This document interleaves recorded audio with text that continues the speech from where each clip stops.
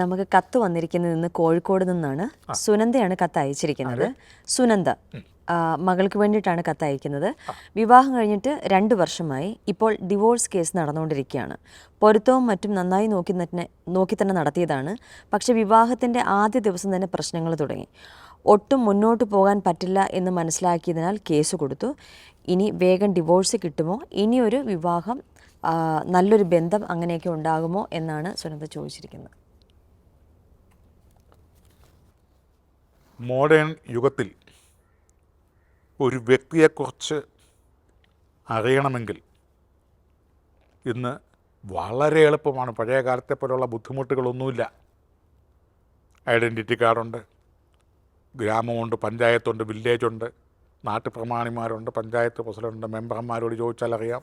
സമൂഹത്തിൽ മാധ്യമങ്ങളുണ്ട്, ക്യാമറകളുണ്ട്, എല്ലാ സംവിധാനങ്ങളും ഉണ്ട് ഒരു വ്യക്തിയെ ഐഡൻറ്റിറ്റി ചെയ്യാനായിട്ട്. എന്നാലും ഒന്നുമില്ല.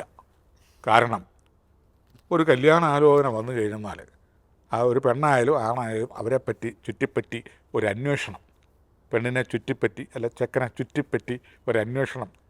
ഫ്ലാറ്റിലായിരിക്കും, എറണാകുളം അല്ലെങ്കിൽ തിരുവനന്തപുരം അല്ലെങ്കിൽ കണ്ണൂർ, കോഴിക്കോട് അല്ലെങ്കിൽ ബാംഗ്ലൂർ, മൈസൂർ അല്ലെങ്കിൽ വിദേശ നാടാണെങ്കിലും അവിടെ പോയി ഇതിൻ്റെ ചോട്ടിൽ നിന്ന് മേളിലോട്ട് എങ്ങനെ അന്വേഷിക്കാൻ, ആരോട് ചോദിക്കാൻ? പരസ്പരം അപ്പുറം ഇപ്പുറം താമസിക്കുന്ന ഫ്ലാറ്റുകൾ പോലും ആരാ എവിടെയാണെന്ന് പോലും അറിയാൻ പാടില്ല. പരസ്പര ബന്ധമില്ല, ചത്ത് കിടന്നാൽ പോലും അറിയത്തില്ല എന്നൊക്കെയാണ് കേൾക്കുന്നത്. അതുപോലെ സാമൂഹ്യപരമായ ഒരു ബന്ധങ്ങളില്ല, അതുപോലെ രക്തബന്ധങ്ങളില്ലാതാവും. ഇങ്ങനെയൊക്കെ വന്നു കഴിയുമ്പം ജാതകപ്പൊരുത്തം മാത്രം ഉണ്ട് എന്ന് പറഞ്ഞ് നോക്കിയിട്ട് കാര്യമില്ല. സാമൂഹ്യപ്പൊരുത്തവും ആളുകളെപ്പറ്റി ഐഡൻറ്റിഫൈ ചെയ്യുകയും ഒരു 10-30-40 കൊല്ലത്തിന് പുറകോട്ടുള്ള ആ പൂർവികന്മാരുടെയൊക്കെ ചരിത്രങ്ങളും അവരുടെ സംസ്കാരങ്ങളും അപ്പം അതിലാണോ എല്ലാം എന്ന് ചോദിച്ചാൽ അല്ല. എങ്കിലും അതും കൂടെയൊക്കെ നോക്കി വേണം ഒരു വിവാഹവും മറ്റുമൊക്കെ നടത്താൻ. ഇല്ലാത്ത പക്ഷം ഇങ്ങനെയുള്ള പ്രശ്നങ്ങളൊക്കെ ഉണ്ടാവും. അത് ഒരു ഭാഗം.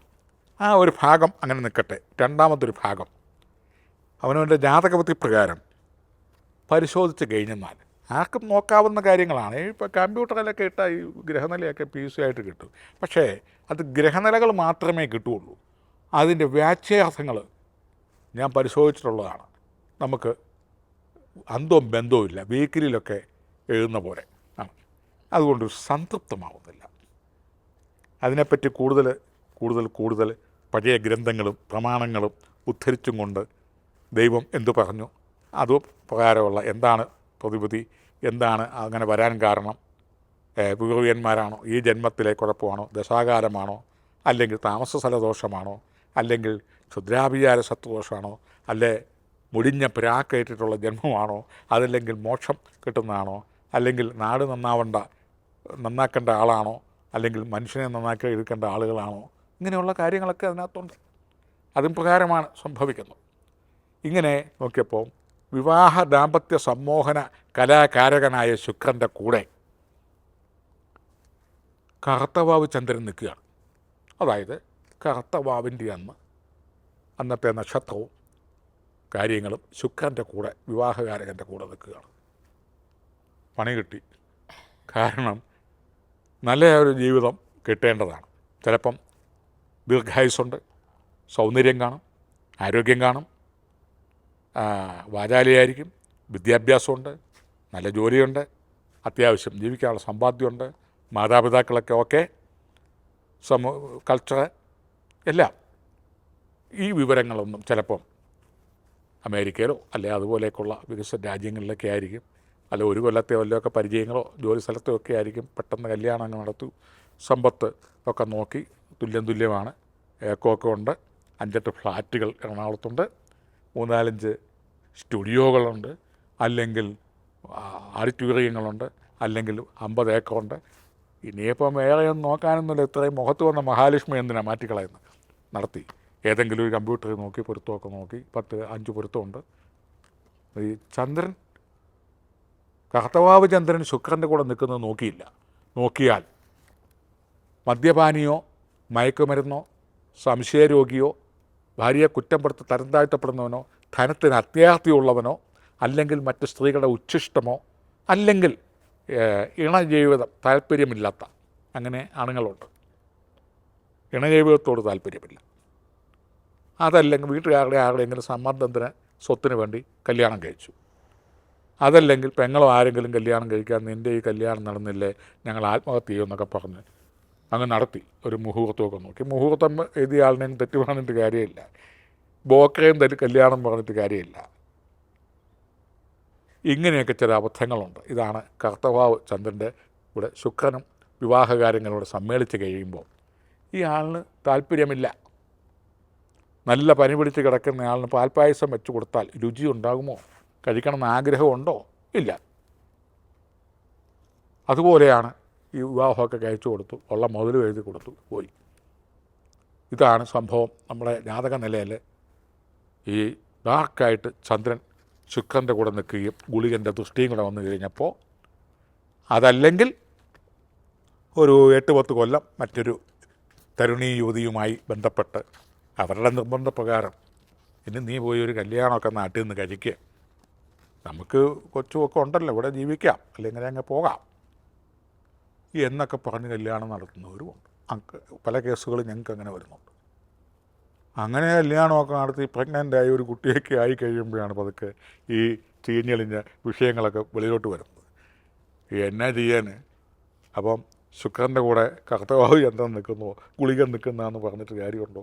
സംഭവിക്കേണ്ടതെല്ലാം സംഭവിച്ചു. നേരത്തെ നോക്കിയാൽ കുറേയധികം ഇതിൻ്റെ ഗൗരവം കുറഞ്ഞു കിട്ടും. ഇനിയിപ്പോൾ ചെയ്യാനുള്ളത് ഗരുഡ പഞ്ചാക്ഷരി, സർപ്പബലി മുതലായതൊക്കെ ചെയ്ത് ഈ ചന്ദ്രദോഷങ്ങൾ മാറ്റുക.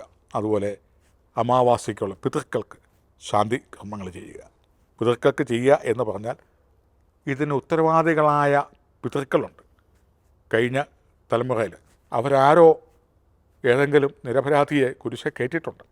അതിൻ്റെ ഒരു പ്രായശ്ചിത്തമാണ് ഈ വന്നിരിക്കുന്ന മോക്ക്.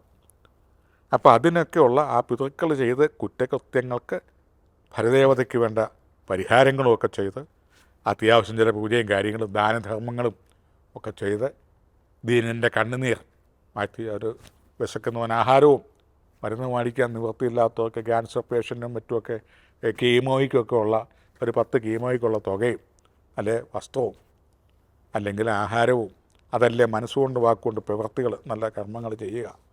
അല്ലെ ഒരു പെരയൊക്കെ ഇടിഞ്ഞ് പൊളിഞ്ഞ് പ്രകൃതിക്ഷോഭം വന്ന അവർക്കൊക്കെ എന്തെങ്കിലും കൊടുക്കുക, കാര്യമായിട്ടൊരു ചെറിയ പെരയൊക്കെ വെച്ച് കൊടുക്കുക കഴിവുണ്ടെങ്കിൽ, ഇല്ലെങ്കിൽ ആകാവുന്ന സഹായം ഇങ്ങനെയൊക്കെ ചെയ്ത് ഇതിൻ്റെ ഈ പൂജയും തന്ത്രവും മന്ത്രവും ദാനവും ഒക്കെ ചെയ്ത് കാലോചിതപരമായ ഇത് മനുഷ്യൻ്റെ പ്രാർത്ഥനകൾ അകമഴിഞ്ഞ ദൈവമേ നമുക്ക് തന്നല്ലോ, നിങ്ങളിനി എന്ത് ദോഷം ചെയ്തിരുന്നാലും തലമുറ ചെയ്തിരുന്നാലും ഞങ്ങൾക്കിത് കിട്ടിയല്ലോ, അതുകൊണ്ട് ആ ദോഷം തീർന്നു എന്ന് പറയുന്നവരുണ്ട്.